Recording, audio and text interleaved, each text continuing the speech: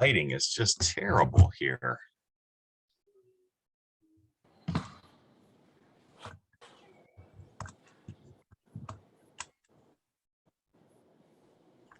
You ready to get started? Sure. Let's do it. Hello, everybody. Happy Wednesday. Can we see the screen on my end, Holly? Yep, we can see it on your end. There we go. Perfect. All right. Thanks to everybody in the office there and then also online. Obviously a busy day with Federal Reserve probably hiking rates. Well, almost certainly hiking rates this afternoon. So that'll be at 2:30 Eastern time. So we will wrap this thing up well before that. But thanks for taking time out of your busy schedules to talk about divorce in real estate and mortgage. This is a pretty common topic of conversation. Certainly something that affects a lot of people. So however we can give the best information to our clients, I think that we set them up for the best degree of financial success. Number one, and if you have questions, either raise your hand in the chat here, or Holly, if you want to just stop me, go ahead. Happy to make this as open a dialogue as we want. Real simple. I mean, a lot of people will ask, well, when do I start this process of getting pre-approved on my own? I've been in a marriage for X number of years. The marriage is dissolving. And so as such, we're going through the process of divorce. When do I start talking about trying to get a place on my own? I always say, obviously, it's best to engage a lender or an LO who's familiar with divorce issues early in the process. Typically, what a good lender is going to tell you is it's best to start talking about pre-approval and qualifying early, and then actually get an application in once something called a marital termination agreement is structured. A marital termination agreement, or MTA, is like a rough draft of a divorce decree. It's going to spell out all the terms of the divorce, all the assets, all the liabilities, and assign the assets and liabilities as such. Once that MTA is in place, and if it spells out spousal maintenance or child support, those become important things in qualifying, which we're going to get into in this presentation. That marital termination agreement is going to be a good platform for the lender to stand on to qualify the buyer. Okay. And then once that MTA is in the lender's hands plus an application, usually the LO is going to send out a pre-approval that will just be subject to the finalization of the divorce decree. Okay. So we've got, Jack Thomas, who is pre-approved up to $300,000. And then there'll be a contingency in the pre-approval that will say this pre-approval is subject to the finalization of the divorce decree. The finalization of the decree simply means that it is in front of a judge in whatever county the divorce is happening in, and the judge has signed that decree, making it an official legal document. One of the things I do want to cover is that it can be quite difficult to jam through a purchase before a divorce is finalized. I'm always an advocate of doing things the right way. And in my opinion, this is the right way to execute a purchase as a single person once that decree is finalized. Why not before the divorce is finalized? Well, a couple of reasons.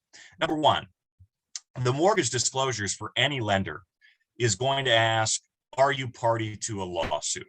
And certainly a divorce would fall under that umbrella. So we do not want the borrower, your buyer, committing mortgage fraud as part of their purchase application. Number two, there are underwriting concerns that come up often when we see clients that try and get a property prior to the finalization of the decree. All right, for example, you own a $750,000 single family with your spouse. Why are you buying a $250,000 townhome with 5% down primary residence? Is this occupancy fraud? Is the client getting divorced? What's going on?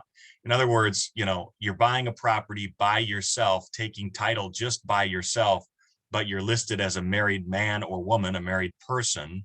Why is that the case, right? So you'll often see underwriting issues that will come up if the client is trying to jam this through by themselves before the divorce decree is finalized.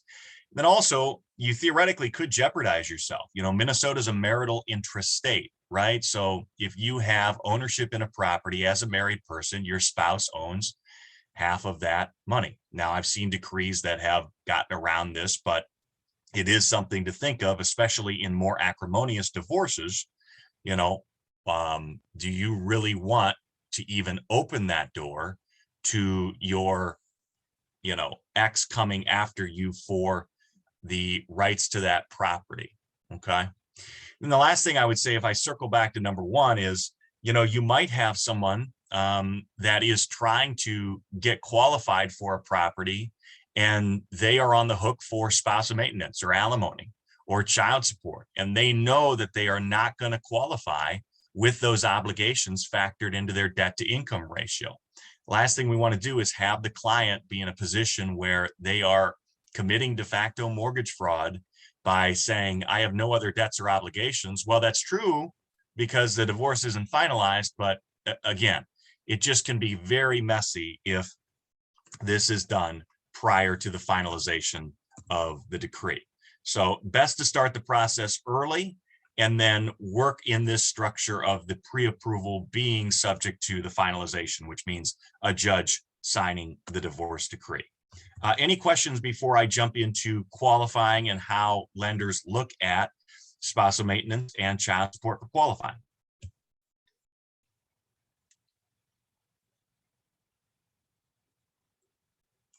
Okay. So let's talk about this. This is something that affects a number of divorce mortgage applications. Qualifying. How do we use spousal maintenance, alimony, child support? I'm getting benefits from my ex-spouse. How do I use them for qualifying? Number one, with any type of loan, you're going to need 3 years continuance. 3 years continuance will be spelled out in the decree and most often applies to child support. Okay, so let's say you've got child support that is $4,000 a month,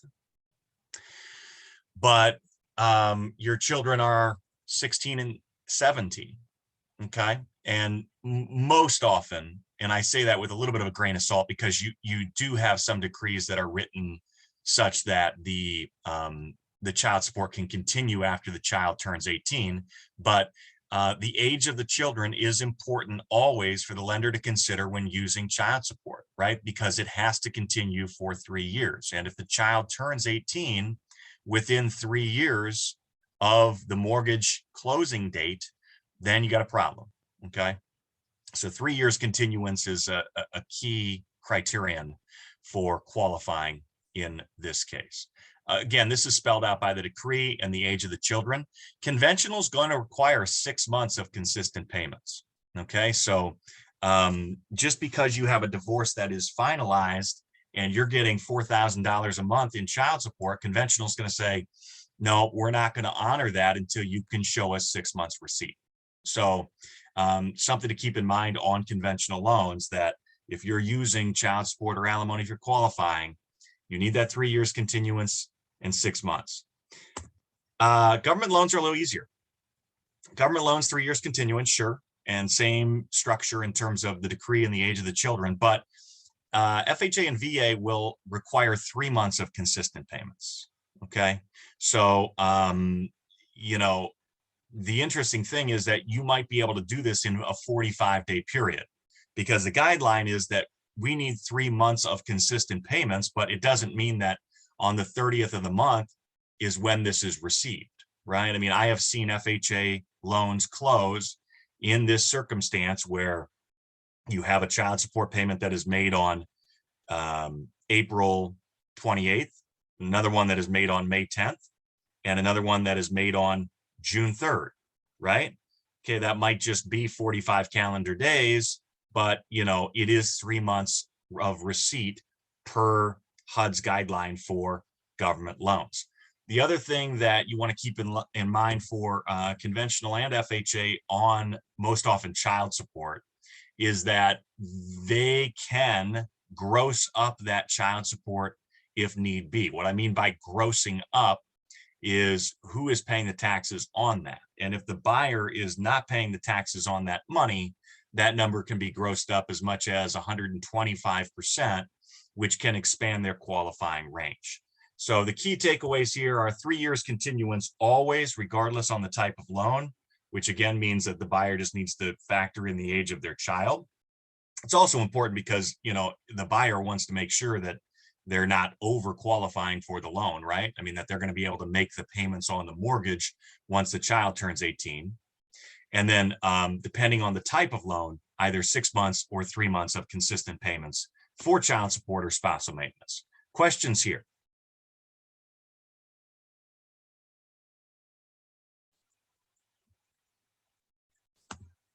Okay. And then I just put together just a handful of questions that I have had success in structuring decrees when you talk about sellers, for example, and one of the current owners is keeping the property, right? Okay, my wife is going to move out, but I want to keep the property, okay? Or let's flip that. My ex-spouse is keeping the property, but I want to qualify for something new.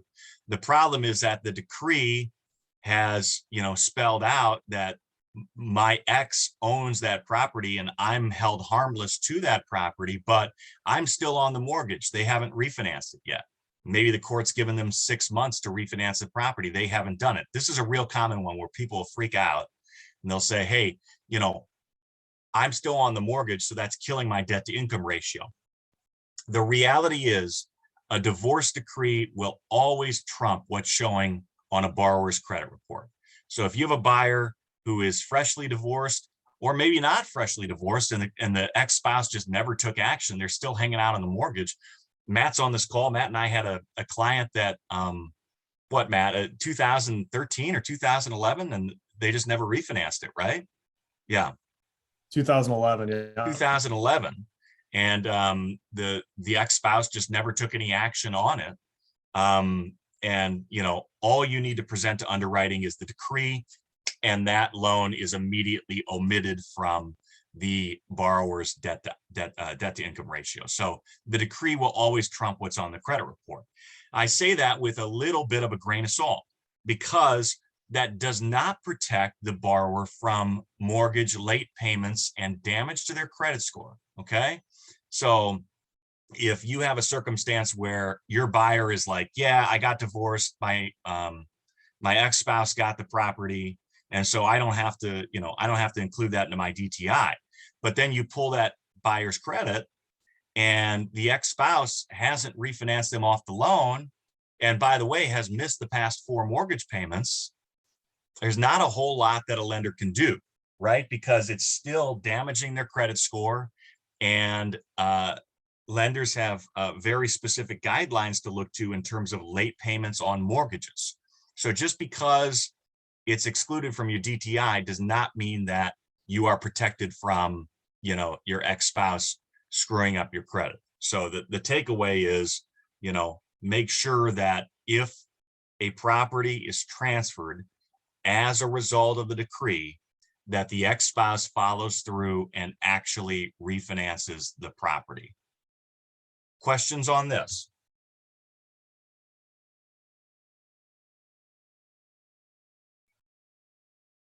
Cool. So if that happens, I owe my ex-spouse an equity payout. Should I do a cash out refinance? The answer is sure, you can, but conventional cash out refinances have limits and have some restrictions. Namely that if you have a cash out refinance, so let's say that you have $100,000 in equity, okay? So you have $100,000 in equity and it's a $250,000 house. All right, so you owe $150,000, right? Now you need to pay your spouse $50,000. You can do a cash out, for $200,000, pay the spouse,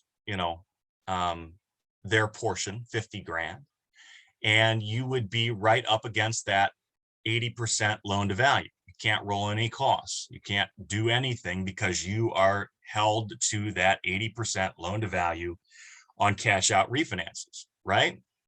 So the smarter solution in circumstances like this is that if you can work with the attorneys or mediators as part of the drafting of the marital termination agreement, that MTA, you can identify the equity payout that the spouse is owed and designate it as a marital lien.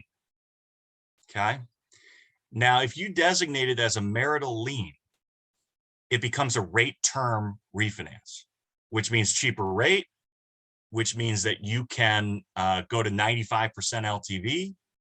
Matt and I had a client, for example, in October where, they were at 90% LTV on a rate term refinance.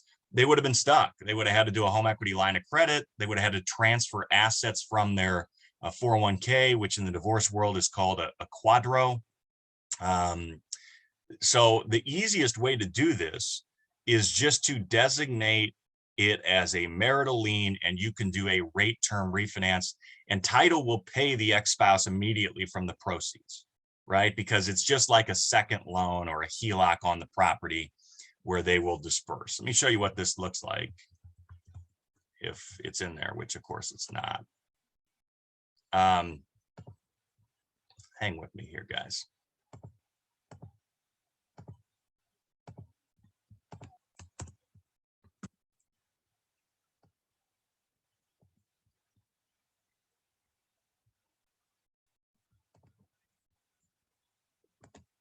And of course, I wanted the most milquetoast one that obviously didn't have any clients' names or anything in them. That wouldn't be appropriate.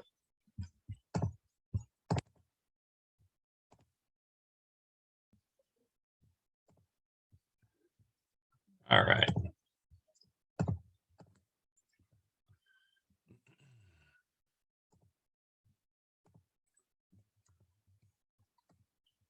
So, for example, this identified the property. It designated, they had agreed upon a certain amount that the ex-spouse was owed, $51,087. And then this was a marital lien where the borrower refinanced the current existing mortgage plus the marital lien, and then title just dispersed this $51,087 as a check to the ex-spouse at closing. So again, getting back to this idea of early in the process, sometimes you'll get so far down the road, or, hey, I already finalized my divorce, and then you're boxed in and you have to do a cash out refinance, which is okay. But, always best for someone that works in this space to get involved. They can coordinate with attorneys and make sure that the language is on par, et cetera. So those are sort of the big takeaways. Questions that you guys have that you come about as you work with clients that are either in the middle of the divorce or have divorced?